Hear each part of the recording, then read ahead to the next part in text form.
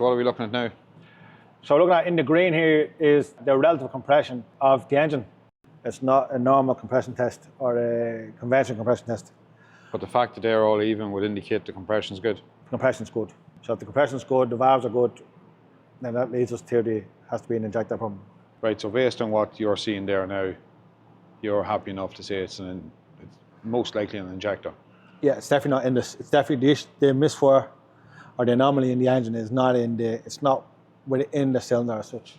I just think it's a really good point, because a lot of people will say, we talk about, and it's a real buzzword at the minute, is hourly labour rates. But what you've just been able to tell the customer in an hour is more than what another man that doesn't have this gear could tell in a day, because he's taking injectors out to get them checked.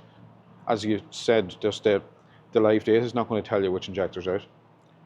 No, well, not accurately. Not at this early stage. Yeah, not at this early stage. No. And the problem with live data, I know, with watching injector corrections, sometimes it might tell you, it's correcting the opposite cylinder. It's correcting, yeah, a different cylinder. So you have to take the 4 to make them test it, or 6 in this case. So what you've done here for the customer is save them an absolute fortune. Yeah. In labour time.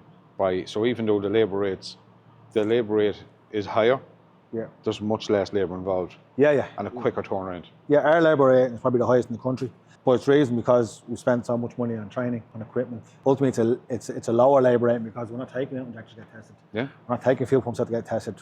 And well, this is accurate. This is much more accurate and precise. There's so much money and time to be saved by doing it this way, because I know the diesel compression tester I have at home in my toolbox, it involves taking out glow plugs. Oh yeah. What if glow plug snaps? Head off. Worst case scenario, head off. Whereas this is just so much simpler, faster, and the customer's going to be ultimately happier. Yeah.